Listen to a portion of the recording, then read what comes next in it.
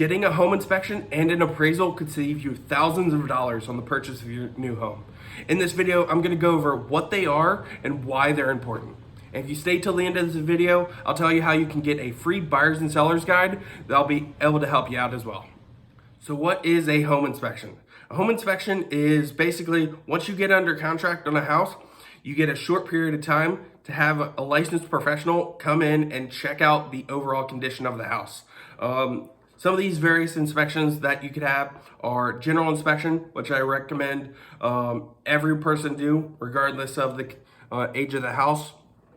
And then also, once you have that general inspection done, they can also point out potential things where you would want to get a specialized inspector to do. So here in Arizona, there's a bunch of pools. I always recommend getting a pool inspection done.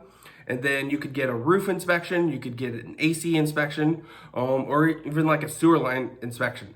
Especially on the older houses, getting like a sewer scope is very important to make sure that all the plumbing underneath of your lawn and property is in good shape.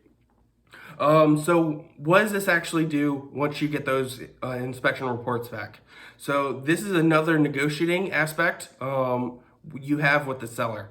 So if something comes back in one of those inspections where something needs to be fixed or repaired or replaced, you can negotiate with the seller either through a price reduction, a credit back from the seller for like closing costs, things of that nature, or you could have the seller go out and get it repaired prior to the close of escrow.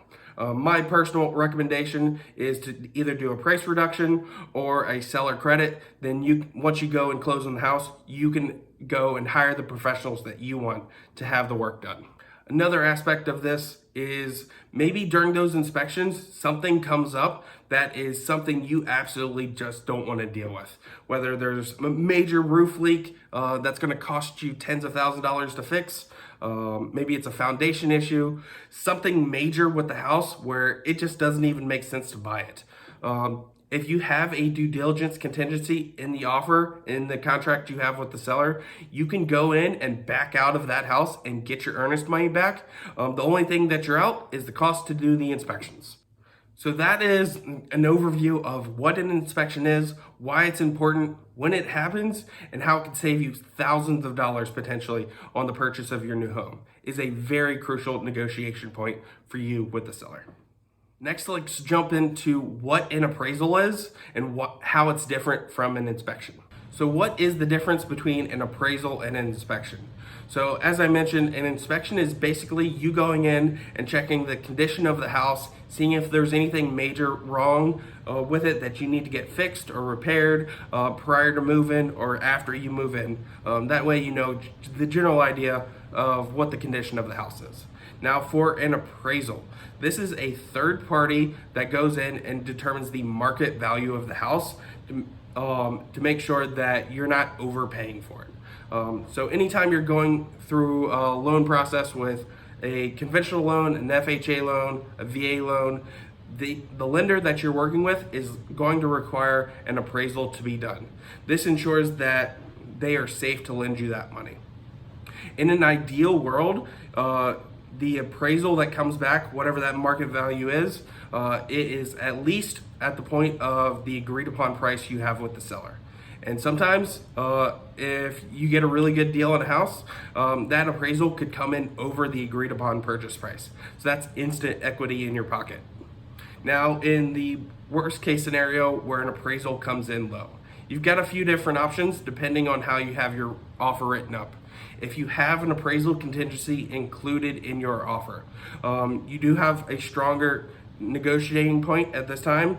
So you could potentially cancel the contract, get out, you'll receive your earnest money back, you'll only be out the cost of the appraisal and any inspections that you did.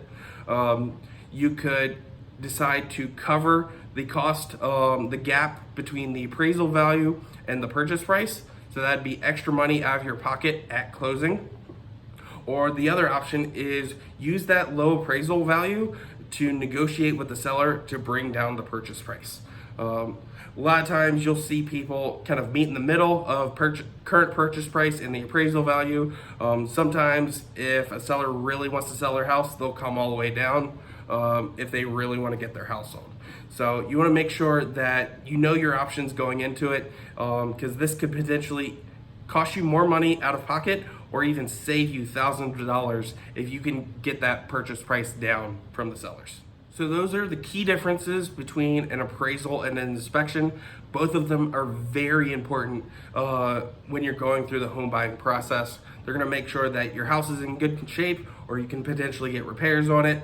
And then the appraisal is making sure that you're not overpaying for the house.